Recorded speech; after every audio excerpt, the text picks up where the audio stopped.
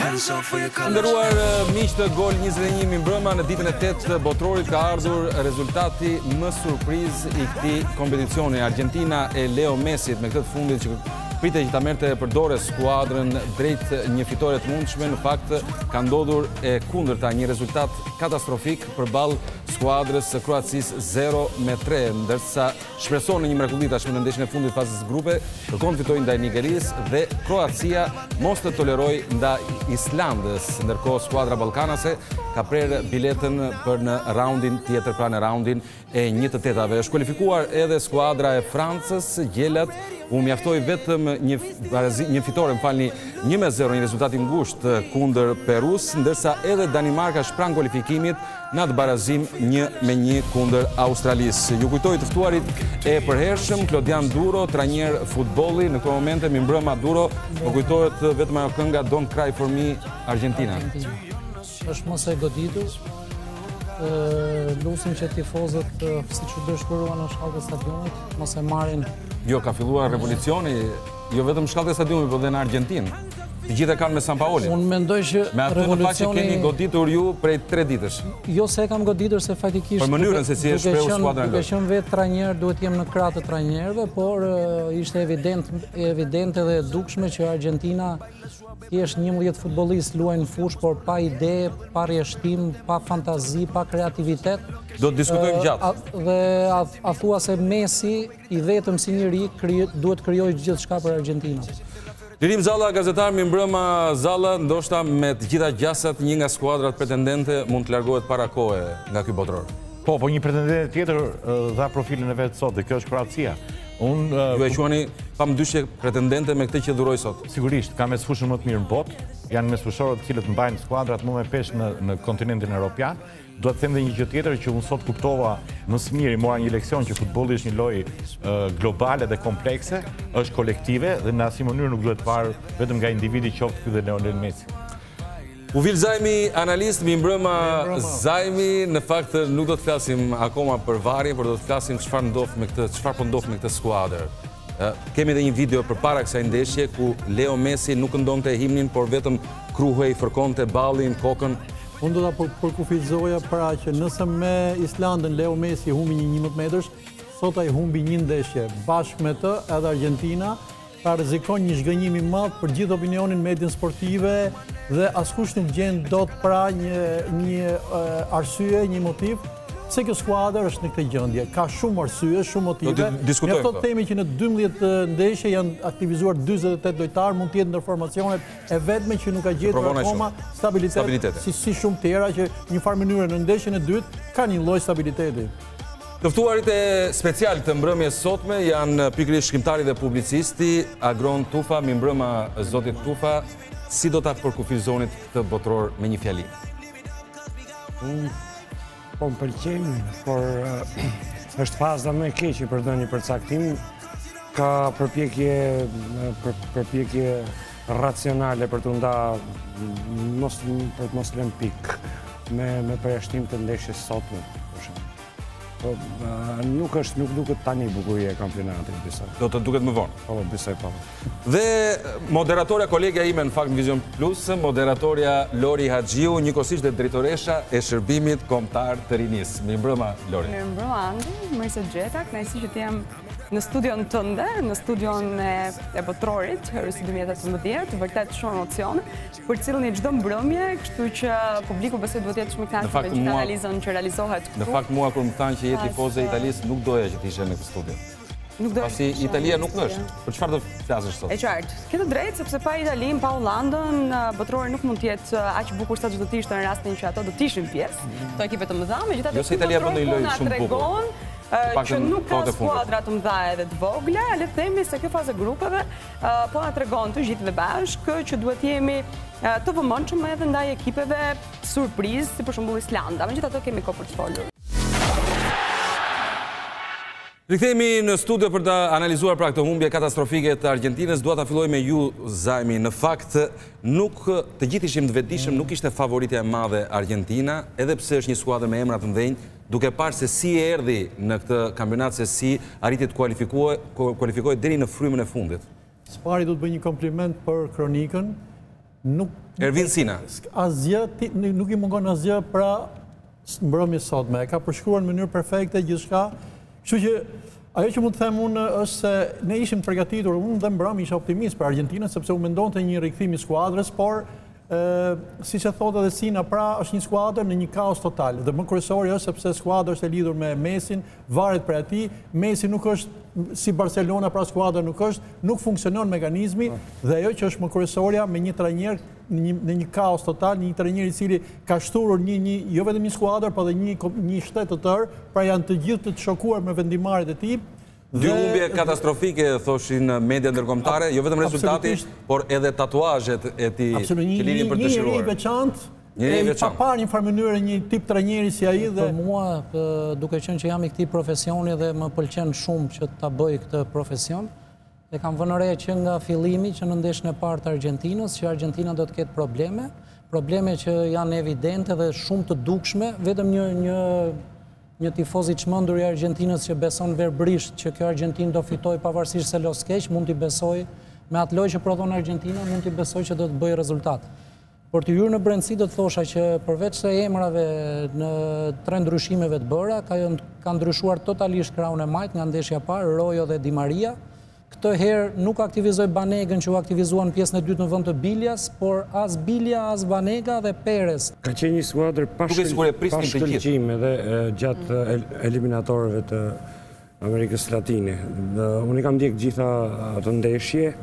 Në ndeshjen e fundit u kualifikua. Po, u kualifikua dhe me golead, me Ekuadorin, më duket. Me 3 golat Messi. Po, me 3 golat Messi. Tani, probleme diçka pashmangshme dhe bezdisë është në gjykimin popullor sportiv, është se kryqëzohet vetëm një legjendë. Vetëm Leo Messi. Messi dhe vjet në dyshim apo i rëndon. Dhe kjo jo se është i rëndësishëm kjo opinion, kështu po ajo rëndon në mënyrë të përqendruar psikologjikisht tek vetë Messi.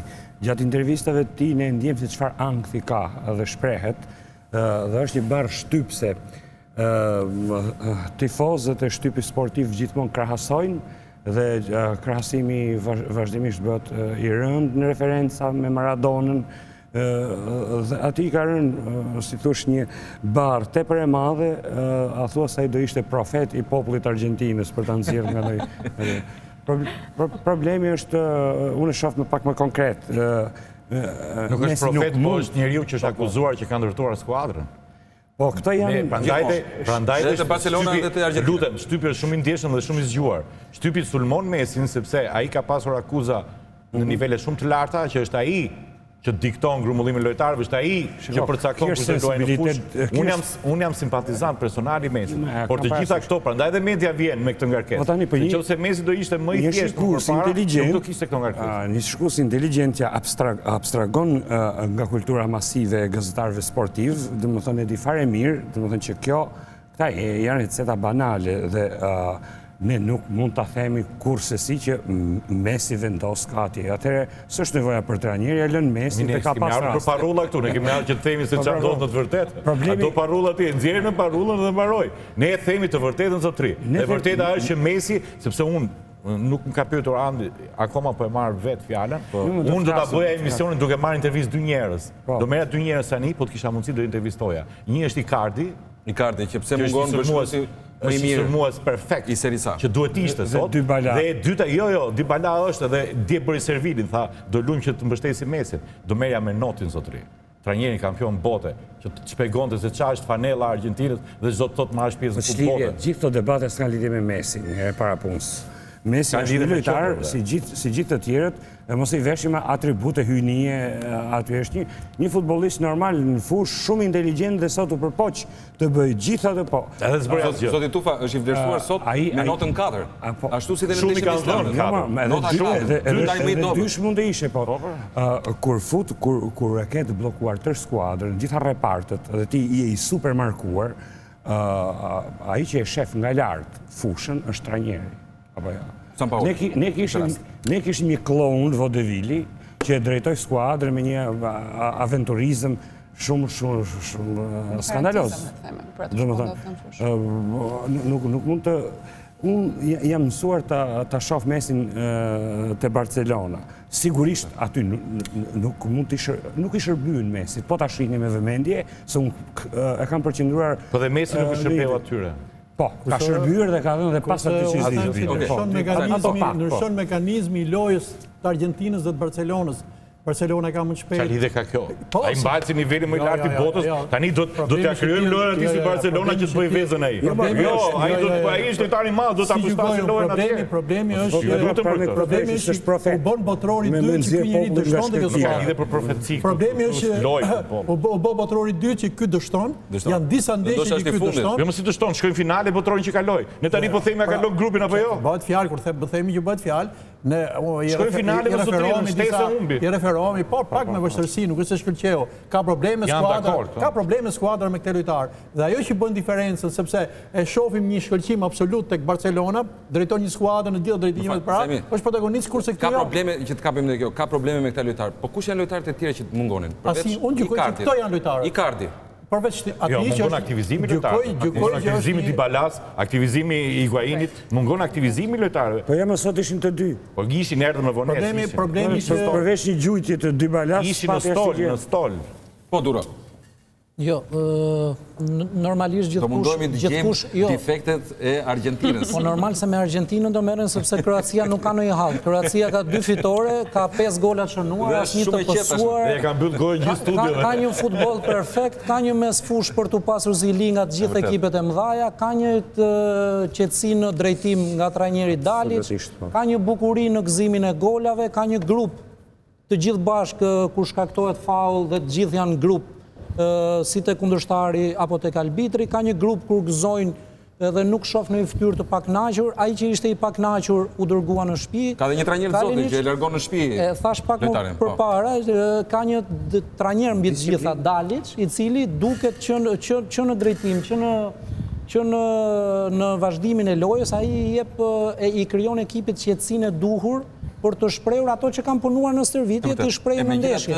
E kundërta komplet ndodh me Argentinën, ndodh me San Paolin. Që në minutën e parë... Dakor, por San Paoli të paktën ka dhënë diçka te Kili apo edhe te Sevilla. Shikoj, e tham dhe emisionin e kaluar, ose më saktë ndeshja parë, te Kili San Paoli mund t'japi gjithçka dhe mund t'i përshtates lojës së Kilit, por Argentina nuk është Kili.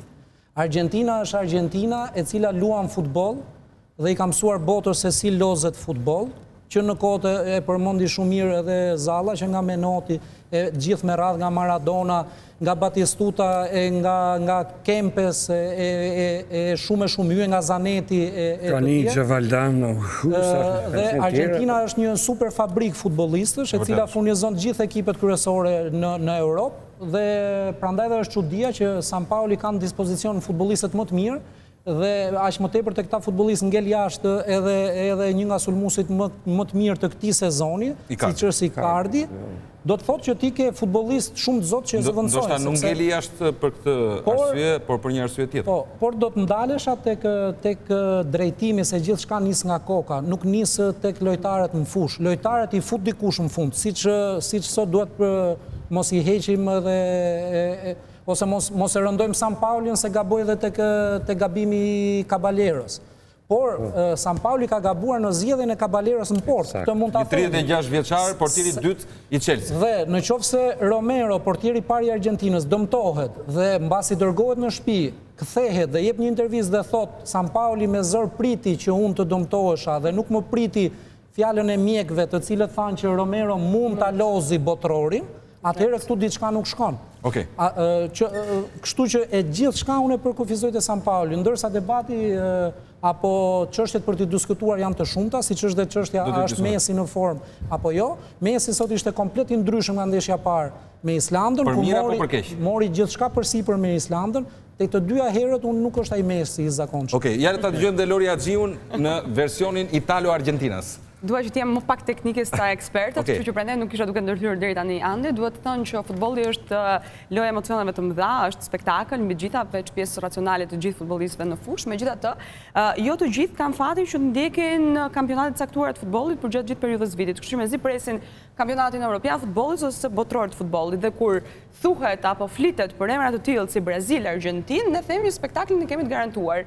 Kjo Argjentinë ne nuk na dha asnjë pikë emocioni, përveç faktit që pam një Kroaci që ishte përballë vërtet e fortë, shumë unifikuar, një lojë në grup e jashtëzakonshme, veç lojtarëve që dua ta shpret lutem keqardhjen për Mesin, dhe themi që jemi me shumë fat. Për Mesin, deshatisja, pasi gjithë media botrore është marrë me Mesin në momentin e himnit, të skuadrës argjentinasit. Do të shikojmë, pra do na mësoj regjia se çfarë ka ndodhur me Mesin. Ndoshta do të flitet zajmi siç flitej për Ronaldo në atë finale Brazil-Francë.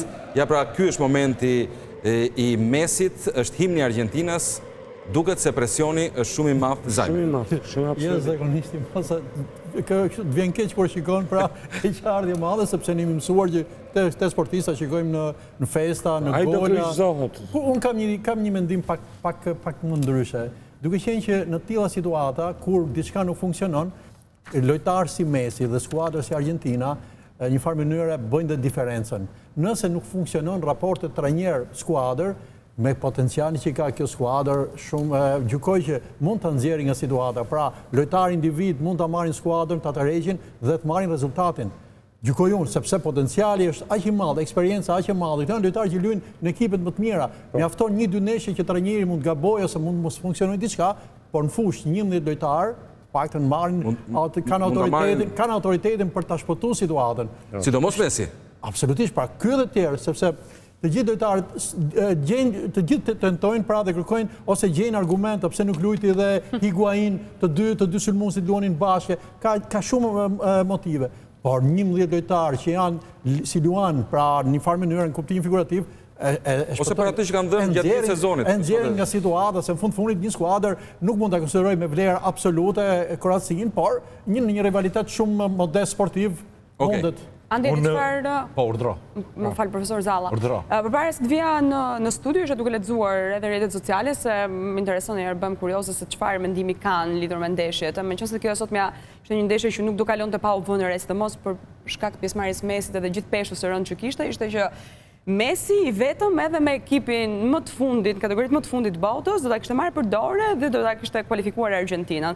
Kështu që e gjitha mi mbetet barr trajnerit, le të them, thonë sa që është truri i ekipit, kjo s'ka diskutim. Ne jemi me shumë fat që jetojmë në epokën që luan Leo Messi. E kuptoj. Megjithatë, Zalla, po. Kam një gjë pak më kundra. E di si është historia sot futbolli, i mbështes atë që ka thënë Duro 2 ditë radhë këtu, futbolli fitohet mes fushë. Në mes fushë. Kroacia ka mes fushë më të mirë në botë. Rakitic. Në fjalë, mes fushorët e Kroacisë mbajnë Real Madridin, mbajnë Barcelona, mbajnë Interin, janë skuadra, nuk di ç'të them, është mes fusha më e mirë në botë. Dhe kjo mes Modric, Rakitic shënuan. Pikërisht. Është mes fusha edhe Redic. Me fjalë, është skuadra më e mirë edhe Mandzukic, edhe Perisic. Po, është skuadra më e mirë në botë në mes fushë. Dhe kjo tregoi edhe sot që mundën Mesin, se kanë qenë 2 mundje sot. Mesin më vete dhe Argentinën të gjithë. Sepse Messi është gjysma botës në futboll. Mirë, le të ndjekim një spot të shkurtër publicitar, do të rikthehemi përsëri në studio, do të flasim për këtë humbje katastrofike të Argentinës.